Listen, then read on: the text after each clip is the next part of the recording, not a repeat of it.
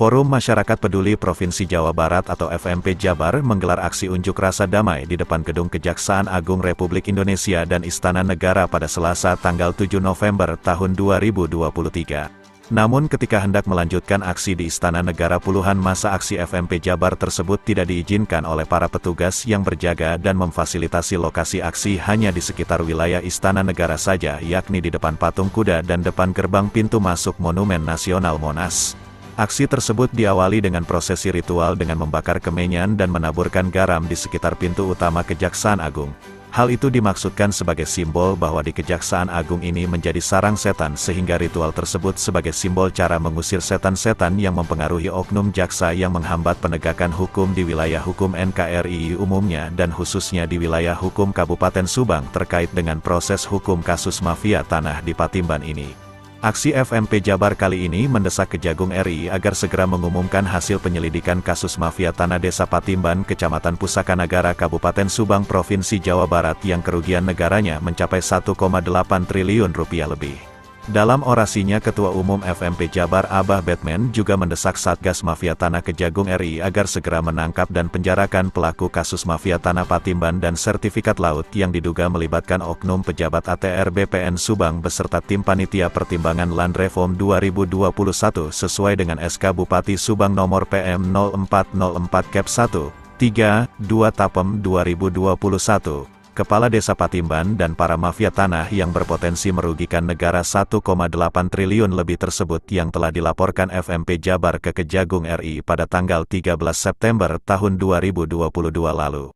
Pihaknya juga telah mengetahui bahwa di bulan Agustus tahun 2023 ini tim Kejagung sudah turun ke Subang untuk melakukan penyelidikan kasus tersebut serta memeriksa pihak-pihak terkait, namun hingga saat ini kasusnya menjadi tidak jelas.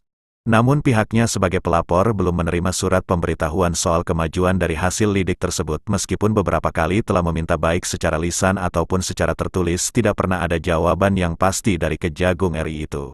Abah Batman mengungkapkan dirinya merasa lucu karena sempat ditawari oleh salah satu jaksa yang siap memfasilitasi pertemuan dengan para pihak mantan Kepala ATR BPN Subang dan Kanwil Jawa Barat periode tahun 2020-2021 yang diduga terlibat dalam kasus ini, sehingga dirinya sempat bertanya-tanya ada apa dengan Kejagung RI ini, jangan-jangan sudah masuk angin. Jika benar masuk angin, baiknya Satgas Mafia Tanah dibubarkan saja karena hanya menghamburkan uang rakyat.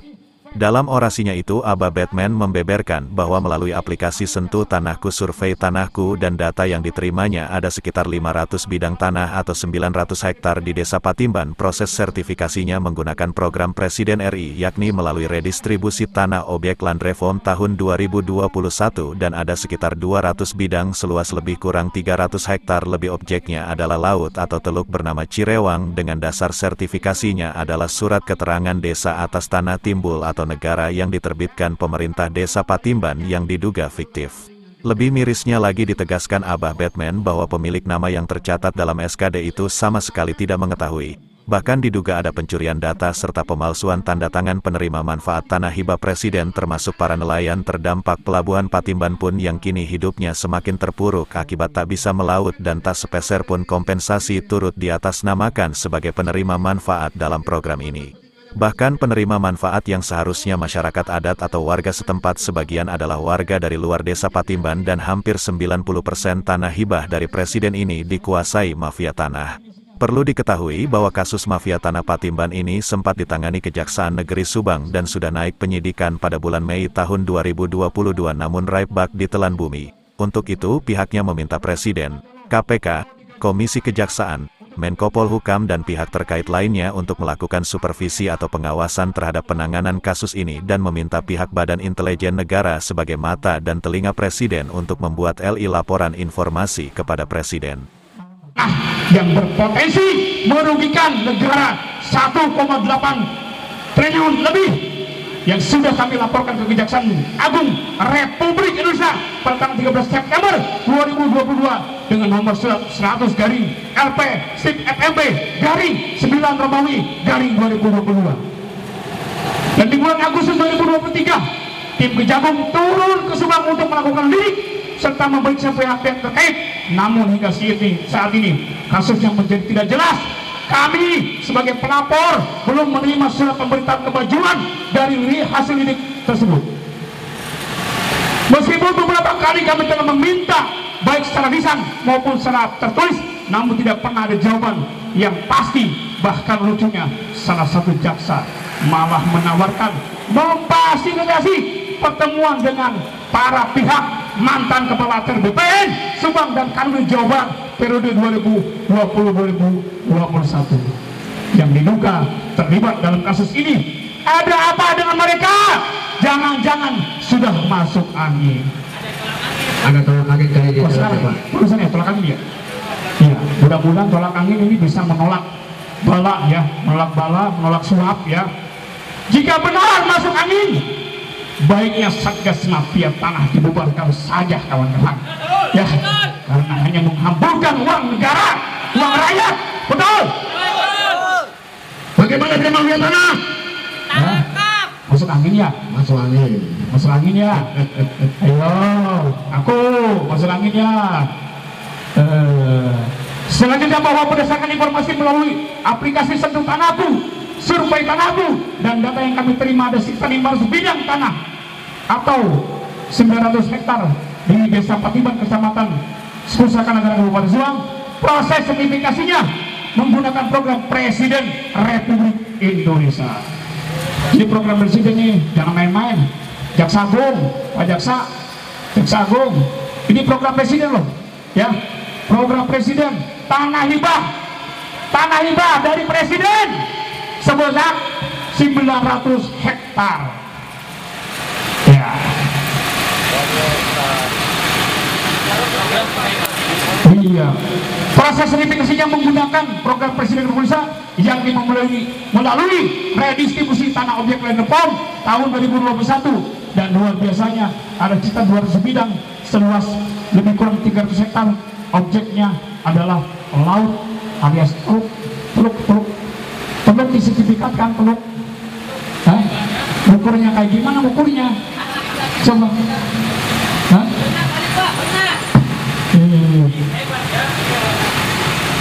Bahwa proses sertifikasi dasarnya adalah surat keterangan desa atas tanah timbul atau negara yang diterbitkan pemerintah desa Patiban yang diduga fiktif, ya. Lebih mirisnya, pemilik nama yang tercatat dalam SKD sama sekali tidak mengetahui, bahkan diduga ada pencurian data serta pemalsuan tanda tangan. Pidana bukan? Ini kriminal, ini udah kriminal ini. Jelas. Hah? Memalsukan tanda tangan itu kriminal bukan? Kriminal ini. Tidak. Masa? Enggak. Kenapa kalau tidak disebutkan itu bahwa itu bukan kriminal? Ya, kalau mereka berkolaborasi dengan APH. Oh, jadi kalau mafia tanah berkolaborasi dengan APH, masa dibilang sudah seperti ini dibilang apa? Bilangnya tidak ada kerugian negara. Percaya tidak ada kerugian negara. Kenapa itu? Ini kasus ini tidak ada kerugian negara. Waduh, ini pakai urat siapa yang? Hei, Mas! Aduh, tidak ada kerugian negara dari mana? Ini sudah ada pemalsuan tanda tangan, pencurian data ya.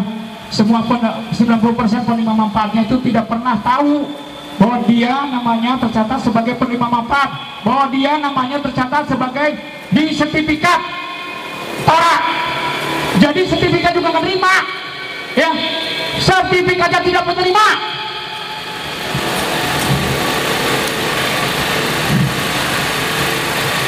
Ya, lucu sekali nih.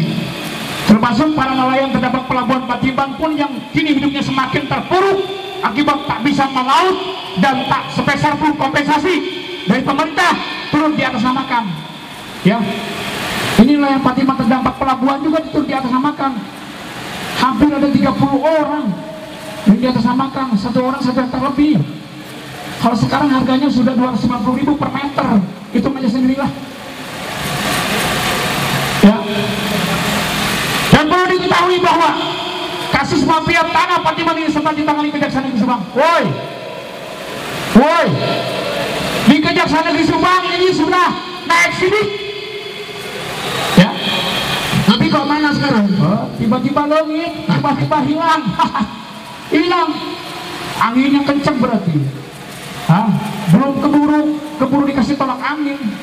Mudah-mudahan jaksa agung sudah dikasih tolak angin, ya sudah sembuh masuk anginnya, ya meskipun informasinya sudah dibom, ya informasinya sudah dibom, informasi mudah-mudahan sih enggak, ya mudah-mudahan sih tetap profesional jaksa agung ya. Informasinya kasus mafia tanah Kejaksaan Agung sudah dibom. Dibom pakai apa? Dibomnya pakai apa? Ngebom tuh pakai duit. Bukan. Ngebom pakai apa sih? Ngebom pakai apa? Pakai apa ngebom tuh? Bukan. Jadi perlu diperhatikan ini, Jaksa Agung. Jadi tahun 2022 bulan Mei kasus ini sudah naik sidik, ya sudah naik sidik di Kejaksaan Negeri Subang, ya yang kalian mutasi tuh jaksanya tuh kejarinya sama Kasipinsusnya gara-gara kasus ini, ya. Tapi sekarang mandek juga. Sekarang masih berjalan. Bagaimana Pak? Mandek kayaknya. Mandek. 1 tahun. Jangan-jangan dihilangkan itu. Wah, bisa jadi kalau diulangkan lagi gitu. Ya. Ini jangan sampai di Jaksa Agung nih.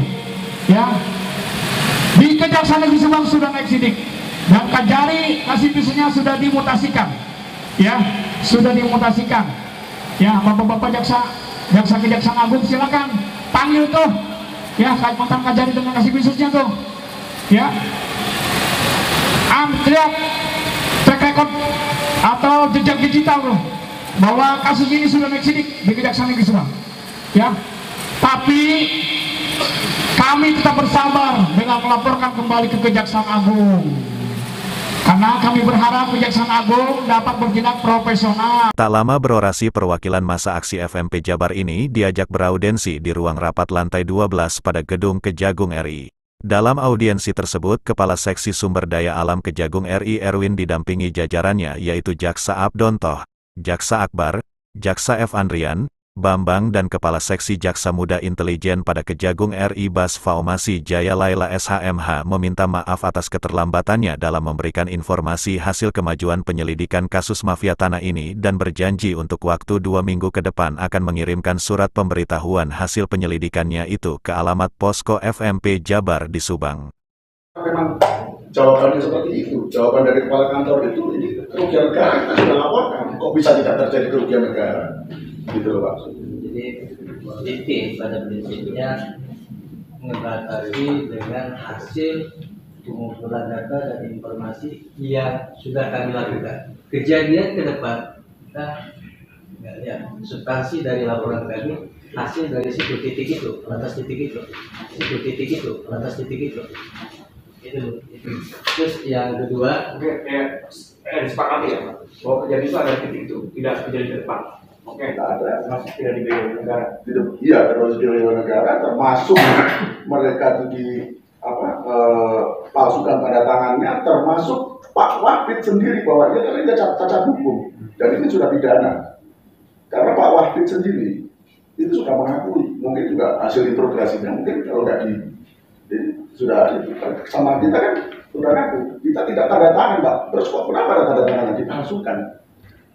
Berarti menurut saya Pak, ini saya bukan orang hukum, bapak-bapak ini kan dari kecil kan sudah bergelut dengan hukum, kan kita nggak ngerti Pak. Tapi kita orang bodoh, orang bodoh juga ngerti kalau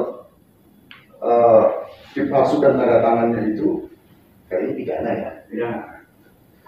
Mungkin seperti itu Pak. Jadi itu cacat hukum karena apa? Dan itu harus dibatalkan, memang tidak boleh satu-satu. Karena ini sudah cacat secara ini, cacat hukum secara administratif. Jadi sertifikat itu harus dibatalkan. Ada itu aturannya juga Pak. Itu terus mengenai pemalsuan tanda tangan itu menurut saya pidana. Tapi nggak tahu kalau kacamata di Kejagung Pak. Dan itu sudah ngaku sama kita, saya bisa siap saya jadi saksi dan siap saya disumpah saya. apa yang Bapak sampaikan baik kemarin secara lisan kepada teman-teman kemudian secara surat itu sudah kita akomodir dalam rangka proses penyelidikan yang kita lakukan kemarin. Jadi kembali lagi secara teknis kami belum bisa menyampaikan detail hasil. Baik Pak, itu mungkin mohon pengertiannya itu. Tahu saya. Karena salah di kami. Kalau kami sampaikan. Cuman saya takut ada bahasa seperti ini nanti tidak sesuai dengan keinginan kita, itulah. Dengan kata-kata tidak sesuai dengan keinginan kita itu saya menjadi pikiran bagi saya bahwa ataukah mungkin kalau memang sesuai fakta saya yakin, kalau memang sesuai dengan fakta yang ada di lapangan kami puas Pak. Yang bikin kami tidak puas itu adalah LI, laporan intelijen Bapak ya, yang dilaporkan kepada pimpinan yang mungkin di sana tidak sesuai belokkan faktanya. Nah itu ada beberapa faktor Pak, dari pengambilan narasumber mungkin. Pengambilan narasumber seharusnya itu kan ada operasi tertutup dan terbuka. Mungkin kalau terbuka oke lah Bapak mungkin ngajar yang di sana itu pakai Pak kasih detail yang ada di Kejari Subang. Tetapi ya saya nggak tahu mungkin Bapak melakukan operasi intelijen yang tertutup. Saya tidak tahu. Tapi yang terbuka itu kita saksi Pak. Ya pasti gini, cara menganalisa yang fakta yang kita kan tidak berbeda. Dari fakta kita kaitkan dengan aturan. Ya harusnya lebih bagus Bapak kalau kita di mana. Artinya polanya sama seperti itu. Tapi di sini kan kita bukan buat berdebat. Ya. Kita kami menyampaikan mungkin terima kasih tadi. Yang kedua, mohon maaf juga kalau memang kesannya agak lambat. Tapi memang kondisinya seperti itu. Untuk informasi terakhir, ini kami dalam finalisasi penyusunan laporan. Kemudian nanti di ending juga kami akan sampaikan laporan perkembangan penyidikannya kepada Pak Asep dan juga sebagai suatu pelapor. Terus mungkin ya sementara itu yang bisa kami sampaikan progres ya. Bagaimana tidak program yang diduga dirampok para mafia tanah ini adalah merupakan program hibah tanah dari Presiden Republik Indonesia pada tahun 2021 untuk khusus masyarakat adat di Desa Patimban, bukan untuk para mafia tanah tersebut. Program hibah tanah Presiden Jokowi ini dinamakan Program Tanah Objek Reforma Agraria atau disingkat TORA yang sudah barang tentu dibiayai oleh Anggaran Pendapatan dan Belanja Negara tahun 2021.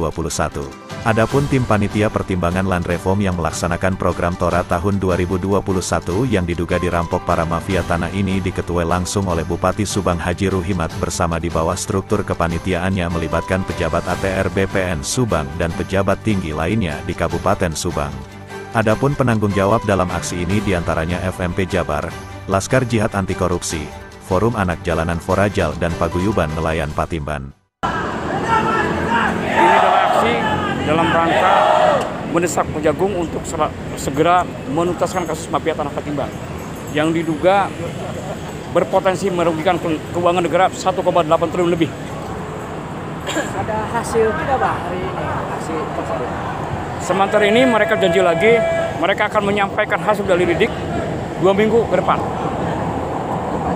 Mungkin untuk harapan apa? Yang pastinya harapan kita hukum benar-benar tegakkan, ya. Tidak ada hal-hal yang mempengaruhi hukum, ya. Tegakkan, siapapun yang terlibat di dalamnya sikat. Mungkin satu kali lagi Pak, untuk langkah selanjutnya ketika harapan yang tidak sesuai nih, langkah apa yang akan dilakukan oleh Abah? Ya, yang jelas kita menunggu hasil dari lidik mereka 2 minggu yang akan datang. Kalau misalkan lidik tersebut itu bertolak belakang dengan hasil lidik kita, jelas kita akan menempuh upaya lain. Dari Subang, Jawa Barat, Hendra Galang, Perak TV melaporkan.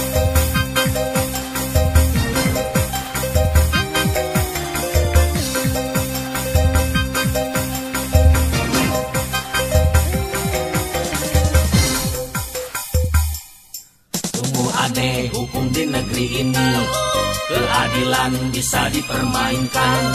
Sungguh aneh hidup di zaman ini, keadilan diperjualbelikan. Banyak rakyat tertindas jadi korban, karena koruptor banyak yang dibebaskan.